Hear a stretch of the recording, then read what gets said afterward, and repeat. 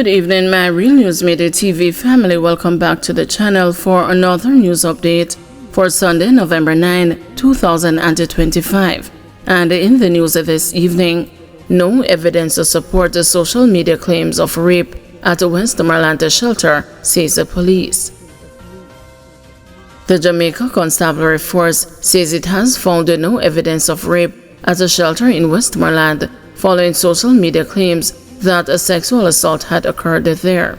In a statement issued Saturday, the police said their investigation revealed that there was an incident that involved a physical confrontation between a female visitor and a male at the shelter, which was broken up by other occupants. It said both individuals later left the premises and the police were notified. Statements have since been recorded. The JCF is urging the public to refrain from sharing unverified information, warning that false claims can fuel panic and mistrust among displaced residents and volunteers. Police presence has been increased at several shelters to maintain safety, and the force has reiterated its commitment to transparency and community protection amid ongoing recovery efforts. Westmoreland is among the parishes hardest hit by Hurricane Melissa, with thousands displaced and several emergency shelters still housing affected residents. St. Andrew man dies after a vehicle falls on him. A 48-year-old man died from injuries he received after a vehicle he was repairing fell onto him in Bull Bay, St. Andrew on Saturday. He has been identified as Joshua Chambers, a bus operator of 9 Miles Taylor Land in Bull Bay.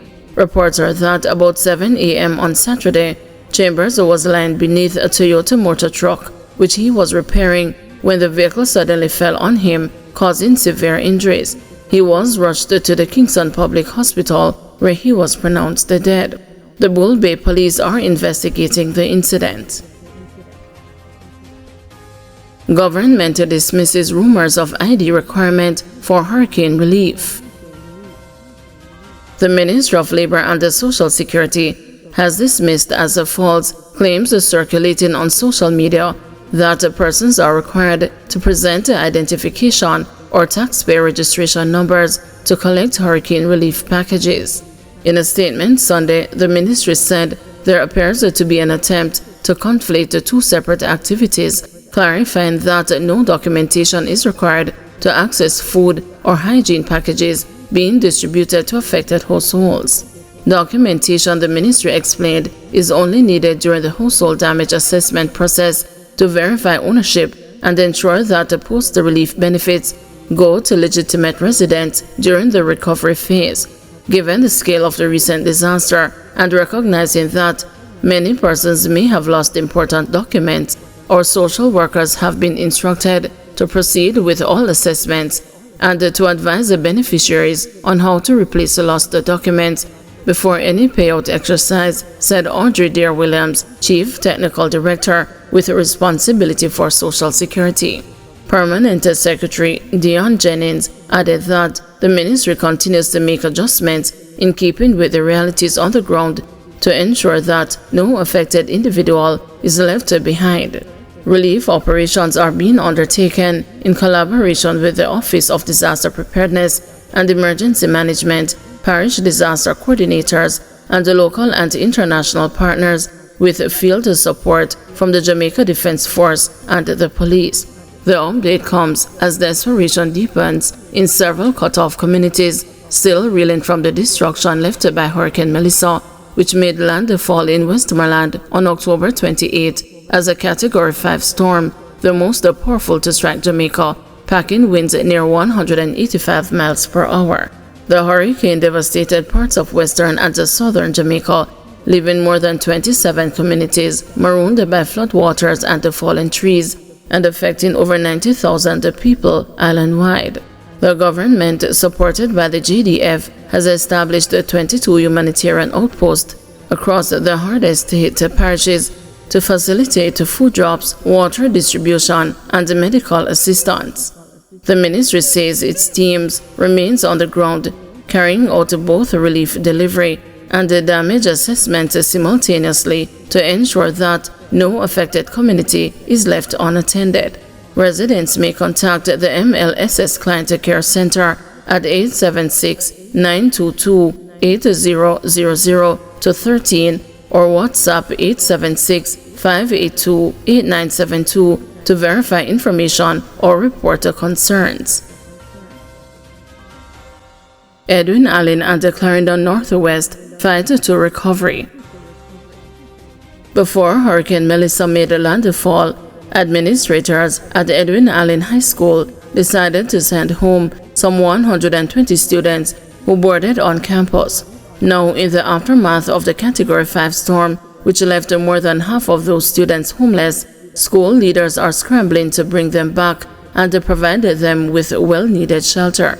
But there's a major obstacle. The dormitories, along with several other buildings at the Frankfield Clarendon-based school, have been severely damaged.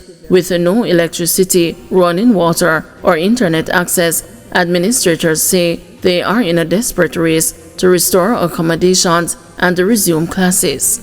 Serving over 2,000 students, Edwin Allen is one of Clarendon's largest schools. Last Friday, the campus mirrored the devastation seen across Frankfield and other northern Clarendon farming communities, roofless homes, flooded farms, and residents struggling to piece their lives back together. 2 weeks after the hurricane, toppled utility poles and impassable roads still define the landscape. Flooded sinkholes threaten the region's main source of income, farming. Yet amid the destruction, residents remain unremarkably resilient. Whether or not the school is fully repaired, if it even means that we are going to have classes under the trees, we are going to have to reopen soon. Having the students out for any protracted period will put them in a serious disadvantage, stressed Principal Jermaine Harris on Friday, still mindful of the mental health impact of the hurricane on students and the staff, many of whom are from badly damaged western parishes. Our immediate need is to get back the roof, which the ministry is handling, and to preserve the items in the refrigerator. Also, we really need a commercial generator. That is our major challenge now, continued Harris, listing restored electricity, water and internet connection as others. Tough times call for tough thinking, he added, explaining that tarpaulin is being used for makeshift roofs and windows. The school's sports program is also in ruins, a painful blow after earning second place for girls at the Issa Grace Kennedy Girls Athletics Championships, seeing record Caribbean Examinations Council exam results and celebrating its 61st anniversary this year. Harris said the plan is to reopen with counseling sessions on Monday, followed by the gradual return of senior and then lower grade students. At John Austin College School in Pennant, acting principal Kay Griffiths faces even more uncertainty. With no power in most nearby communities, she cannot say when her 150 students will return to class. We are limited in getting to our students. We are hoping that we will get electricity soon so we can be back as soon as possible, but until then, we are just waiting to see what other plans we can put in place. Just a few people here have electricity, and those who do, it's just since last night, she explained last Friday. She added that the extended closure is already setting them back academically. We lost the power a few days before the hurricane, then the hurricane came, and this is another week. It is definitely going to push us back, so we have to try and see how we can make up going forward. Thank you everyone for watching. See you tomorrow morning at 6 a.m. for another news update.